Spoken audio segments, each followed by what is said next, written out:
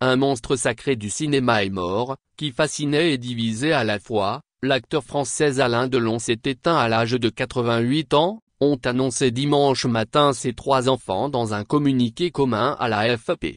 Alain Fabien, Anouchka, Anton I, ainsi que son chien, Lobo, ont l'immense chagrin d'annoncer le départ de leur père. Il s'est éteint sereinement dans sa maison de Douchy, entouré de ses 3 enfants et des siens, affirme-t-il d'une même voix dans le communiqué. Sphinx solitaire, tourmenté et controversé, l'acteur français Alain Delon, décédé dimanche matin, était un mythe du cinéma, dont la beauté et le magnétisme ont fasciné les plus grands réalisateurs, sans que cela suffise à apaiser ses démons. L'ombre et la lumière, c'est cette dualité que l'acteur a incarnée tout au long de sa vie. Elle dessine une personnalité qui ne cherche pas à être aimée et qui affiche son amertume et sa misanthropie. Alain Delon a une personnalité assez autodestructrice et à la recherche de sa propre identité, décryptait le réalisateur Joseph Losey, Monsieur Klein, 1976. Il est une tragédie, écrivait encore le réalisateur dans une lettre à sa femme en 1976. Un acteur qui ne rêvait pas de cinéma. Delon l'a répété, il n'était pas un comédien, mais un acteur qui vivait ses rôles et qui n'avait jamais rêvé de cinéma. Adolescent, voyou meurtrier aux yeux azur dans Plein Soleil, 1960, tueur à gages taiseux dans Le Samouraï 1967, garagiste alcoolique dans Notre Histoire, 1984. Son visage, son regard et sa gestuelle ont gravé la pellicule. Il captive les réalisateurs des 30 Glorieuses, en France comme en Italie,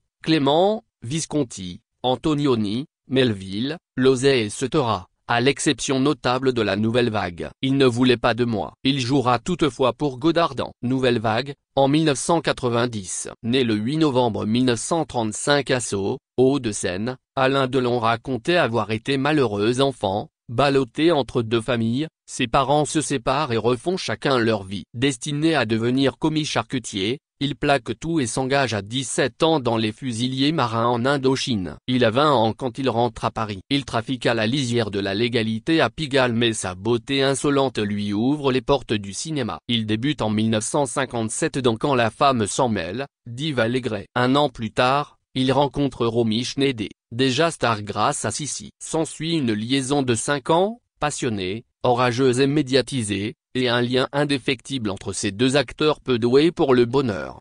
Malgré une centaine de films, de nombreux entrés dans la légende, il ne remporte qu'un César, en 1985 pour Notre Histoire de Bertrand Blier, et reçoit une Palme d'Or d'honneur à Cannes en 2019 pour l'ensemble de sa carrière. Quelques semaines plus tard, il fait un acte dont il se remet d'autant plus difficilement qu'il va souffrir aussi d'un lymphome. L'acteur ne tournait plus depuis des années, les cinéastes avec qui je pourrais tourner sont morts, déclarait-il au Monde en 2018. Mais il aurait voulu, avant de mourir, faire un film sous la direction d'une femme. Des féministes américaines avaient vivement protesté lors de l'hommage cannois à l'acteur français, qualifié de raciste, homophobe et misogyne. Polémique. Il faut dire que l'homme a toujours eu le chic pour susciter la polémique. Déclaration à l'emporte-pièce sur les femmes ou Le Monde actuel, qu'il vomit, sympathie affichée pour la droite de la droite, à rebrousse-poil du monde du cinéma, et cette habitude saugrenue de parler de lui à la 3e personne. Sans oublier ses liaisons dangereuses, à une époque, avec quelques truands. J'ai eu beaucoup de rapports avec le grand banditisme, je l'ai même touché du doigt, confessait-il en 2021. En 1968, son ancien homme de confiance, Stevan Markovic, est retrouvé assassiné dans un bois. L'acteur est interrogé et l'histoire vire à l'affaire d'État. Delon déclarait avoir puisé chez les femmes sa motivation pour être ce qu'il était et, Romy Schneider, Nathalie Delon, épousée en 1964, son unique mariage, et mère de son fils Anton I, Mireille d'Arc, sa compagne pendant 15 ans, et la néerlandaise Rosalie van Breemen, avec qui il a eu Anouchka et Alain Fabien. Amateur d'art, collectionneur, tableaux, vins, armes. Il était aussi un grand admirateur du général de Gaulle et avait acheté aux enchères le manuscrit original de l'appel du 18 juin pour l'offrir à son pays.